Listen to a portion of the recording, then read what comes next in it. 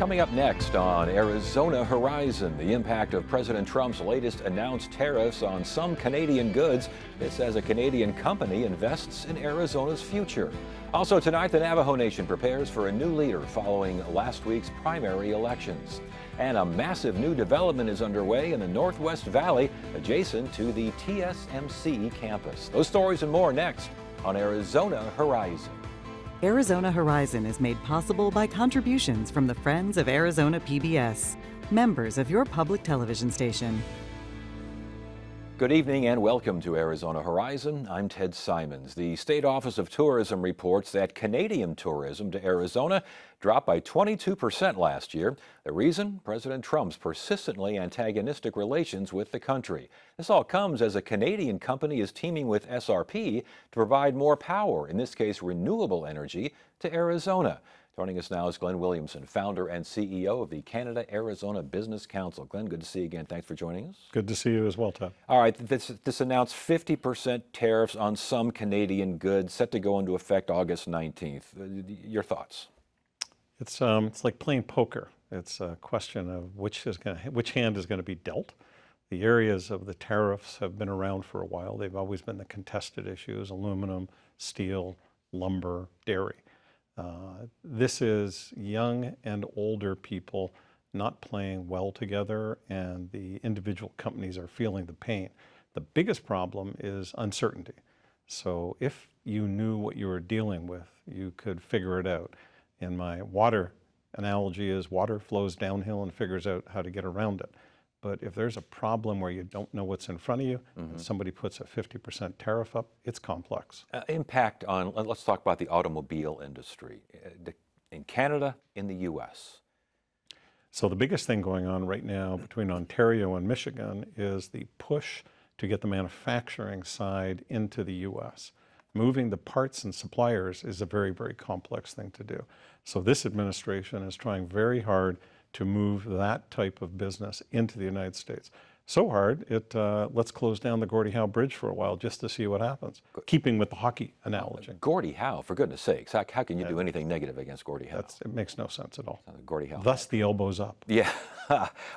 Alcohol industry impact, and we're talking 50% tariffs here. If these do go into effect August 19th, how does it hit the alcohol business? It doesn't. So they're off the plate. They fall under NAFTA, CUSMA, and it is not going to be a major area that is going to get whacked. It'll have impact, but it won't have anywhere near what is going to go on the other way to Canada.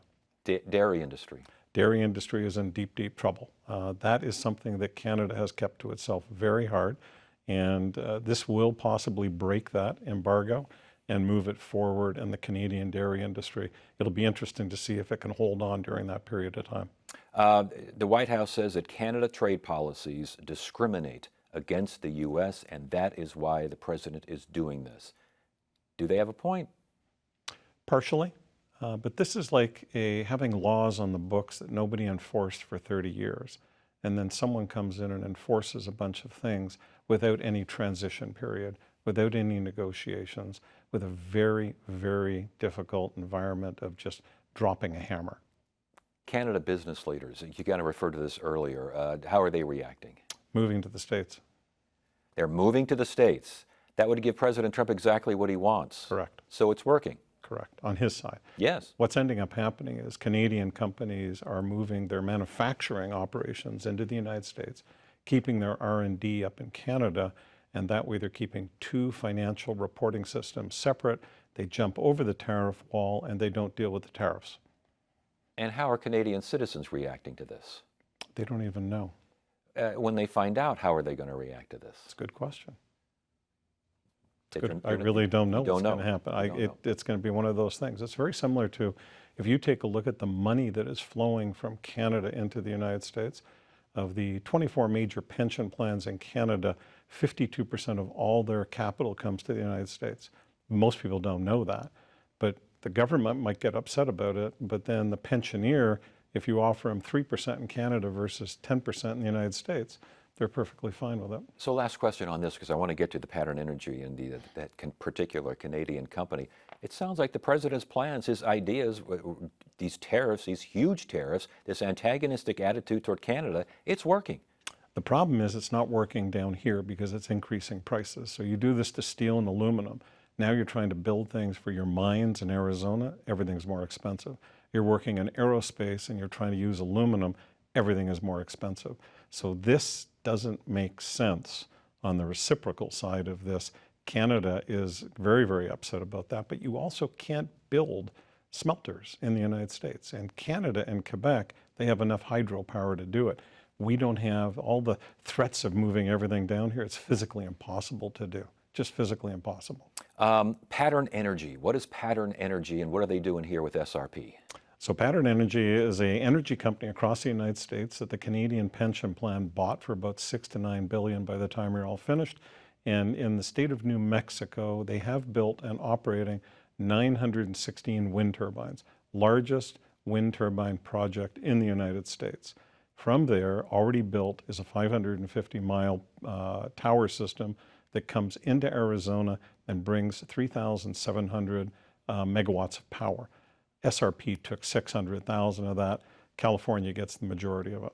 And this is SunZia, is that the company in That is correct. the project there in New Mexico? That is correct. So we got 600 megawatts of power, I guess, coming over. What does that translate to in terms of housing? What does that mean?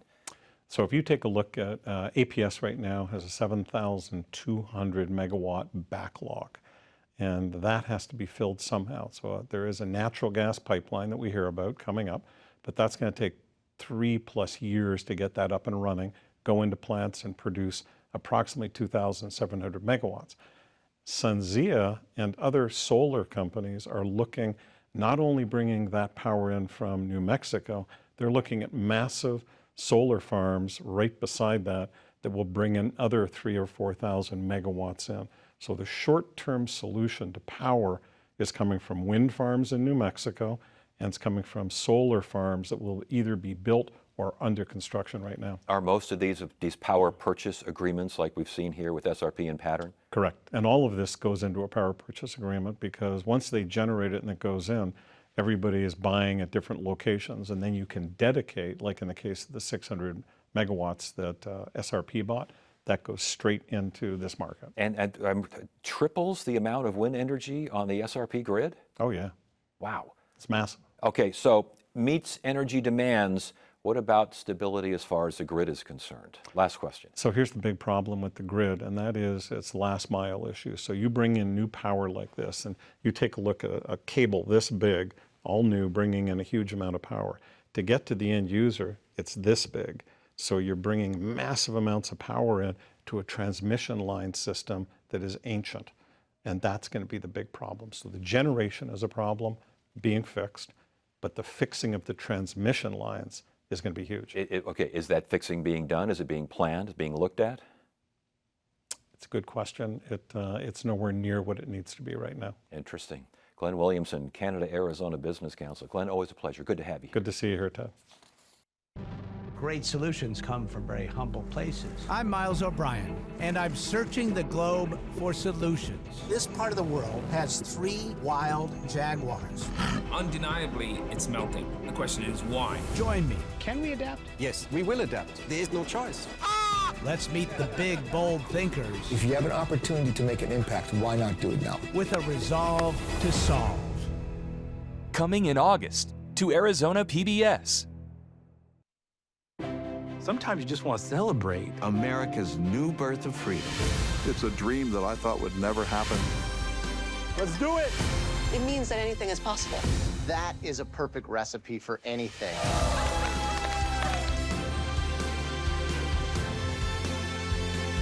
That's only part of the story. Everything looks absolutely stunning.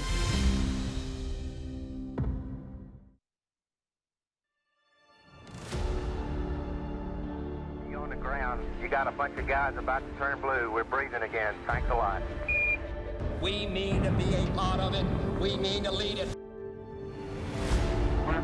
Eagle has landed. There's this whole universe out there. I want to find out how far we can go. It's one small step for man, one giant leap for mankind.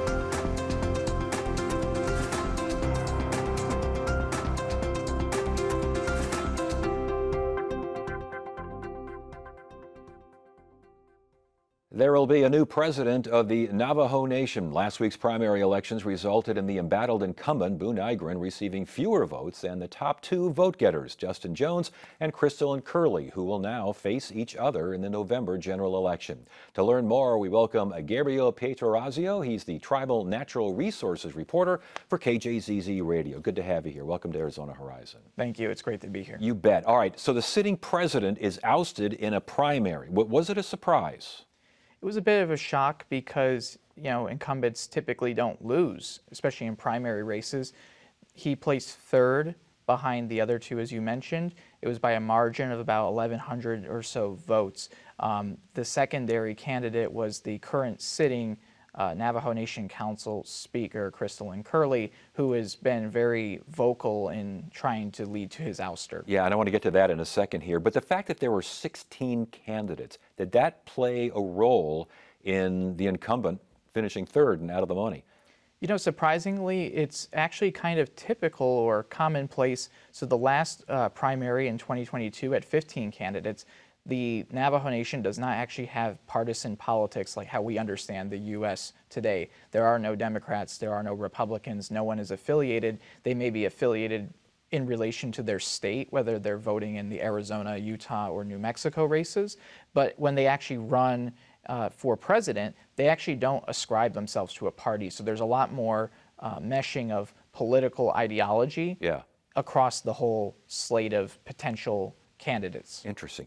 Okay, let's talk about the top two vote getters. I want to get to Crystalline Curley in a second here, but Justin Jones was number one here, an attorney from Farmington, New Mexico. That's correct. He actually ran in the 2022 primary, and what was ironic is that Justin Jones actually placed third then, and Nygren was second, and so this time around, Nygren's third and Jones is first, and he won by almost doubled the margin to Curley. And that is because of Curley's problems that we'll be getting to in a second here, for the most part?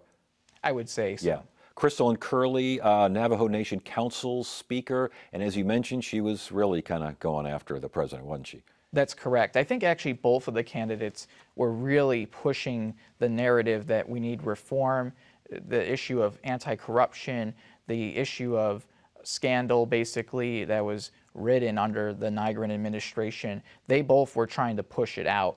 Justin Jones was the outside candidate. Crystalline Curley is within the government, but was also a vocal opponent to Nygren himself, and even led for efforts in the courts to remove him, to force him to be removed from office due to a special prosecutor's ethics violation complaint that was filed within the tribal courts. Talk more about that, because again, Boo Nygren, it's the entire conversation seems to be surrounding him and his problems. What were his problems? What were the claims? Some of the claims dealt with essentially this question of what happened to $24 million that was connected to ARPA money from the COVID relief era for Zenny Home, which was a Mesa-based modular home manufacturing company that was established by Bob Worsley, who was the Sky Mall founder, former Republican state lawmaker here. And there was questions about what happened to this money. There was about 160 homes. None of them were fully built. And this was at the Navajo Generating Station.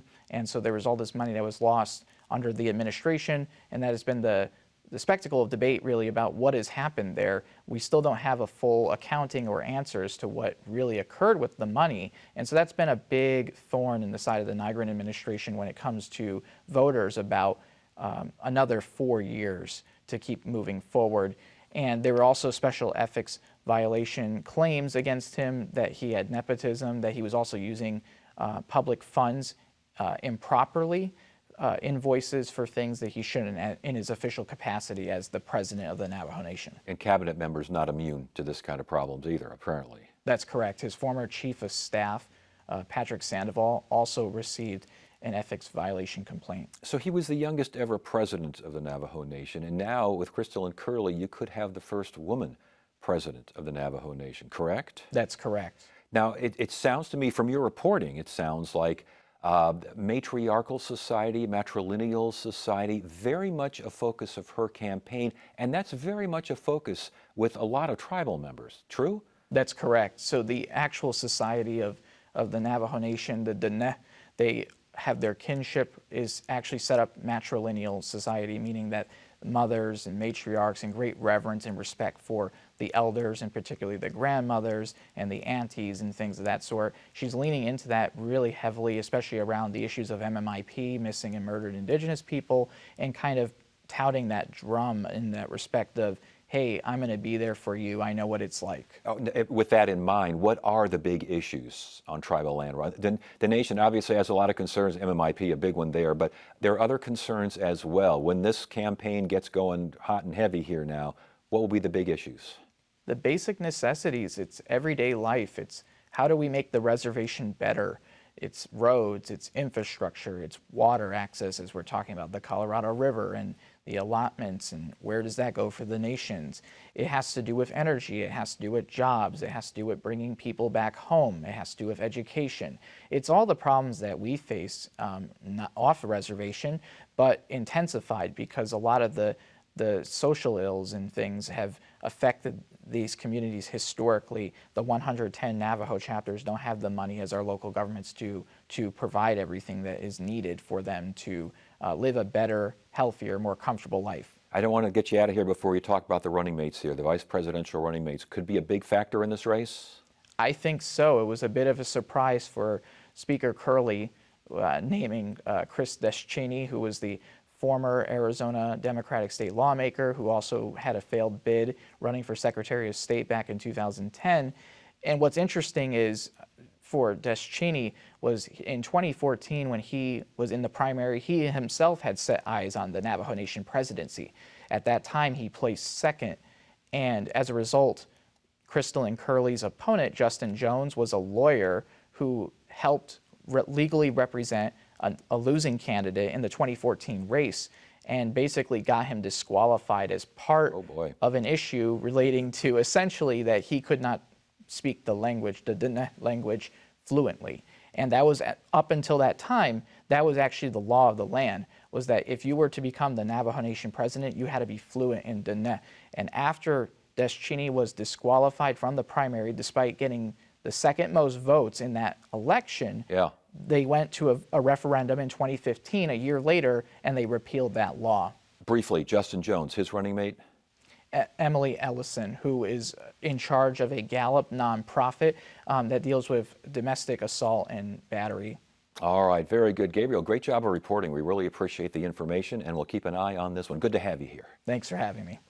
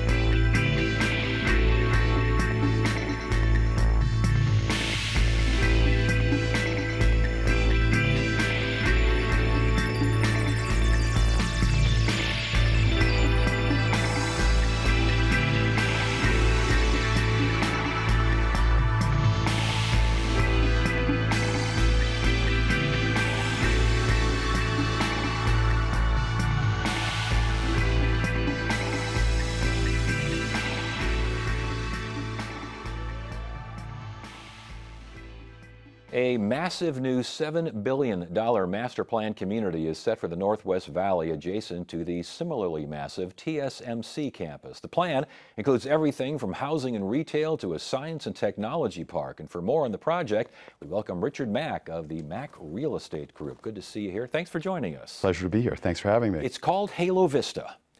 $7 billion project. Holy smokes. How long has this been in development? Well, we've been working on this for almost 5 years, and we started out as the applicant, working with the city and the state to plan what was going to be necessary to create an ecosystem to support TSMC, to support modern manufacturing, and to create in Phoenix and Arizona a ecosystem unlike anything else in the United States, where we could really lead the world in microchip manufacturing. And if you think about one of the most important goods in the world, it's really what TSMC produces. And being adjacent to that job driver and to that incredibly important economic good, we think is going to be great for us as investors. And if we do it right, we can make an environment that's going to be even better for TSMC. And doing it right would include housing and schools and hotels and shopping centers. It's going to be a town out there. It's going to be a town. We call it a city within a city. And our idea is to make it so you don't have to leave. But we're a long way from that. But that's the vision. The vision is that it's a self-sustaining community unto itself, but also one that is ingrained in the city in which it sits in Phoenix. And also ingrained with its neighbor, adjacent again to the TSMC. We're kind of seeing on the map here that TSMC's over there. You can't miss it when you're driving by. You can't miss it. How many cranes do you have in the air up there? But look at all this stuff here, a little bit to the east, a little bit to the north. There's a science and innovation hub factor in this as well. What's that all about? Well, let's start with manufacturing, right? Supporting the manufacturing ecosystem for TSMC. TSMC has 1,500 suppliers and vendors, right? So making sure that we're creating a place for them to land, for them to manufacture, for them to service TSMC is where it starts. And then it's about how do you support the employees at TSMC and their needs. And when you put together advanced manufacturing and semiconductor manufacturing, and you think about how do we now make these chips better, that's when research and development comes in. That's where education matters. And that's what the vision is not just to help the existing manufacturing base, but to make it better and to continue the evolution of the best chip manufacturing in the world. And that is TSMC's vision, and that's our vision to help them realize their potential. How does that vision coincide with government regulations, with oversight, the whole 9 yards?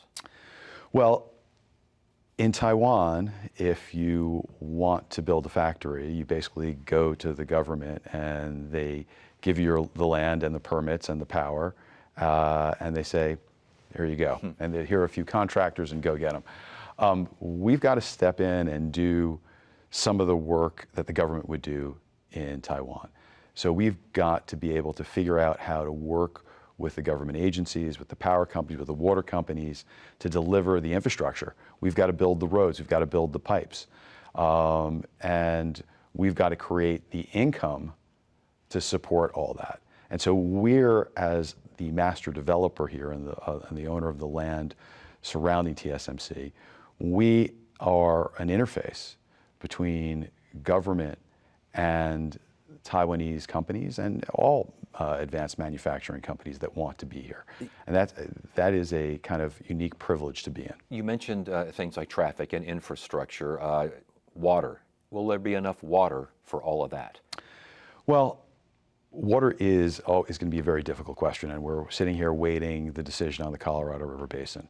But water in the Phoenix City area is something that we're going to continue to need to do a better job with. I'm proud to say that the wastewater treatment facility that we're building adjacent to this development, really the city is building, but we are going to help contribute to that, is going to be the first plant where we're going to recycle water all the way back to drinking.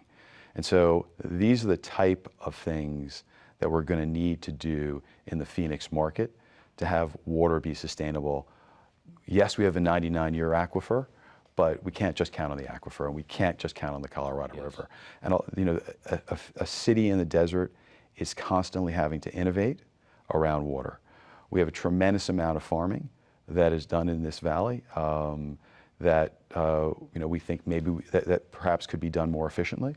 And we just need to think about conserving water and how we can do a better job with it. But what we understand and what the evidence that we've seen leads us to believe, and the city leads us to believe this, is that there's enough water to do what needs to be done here, but there's never enough water, and we always need to be thinking about how we can do better with it. All right, and real briefly, because we're pretty much out of time, your timetable for all of this. Well, I'd like to be as fast as possible, right? But I think we have to realistically assume that this is going to take 15 years to build out, and that's a generation. But we are planning for the next 15 years, and we're trying to plan smart development, phased development that allows growth to be organic, thoughtful, and sustainable. Got to stop you right there. Richard Mack from the Mack Real Estate Group. You got some busy times ahead of you. Thank you so much for making time for us. We appreciate it. Thanks for having me. You bet. And that is it for now. I'm Ted Simons. Thank you so much for joining us. You have a great evening.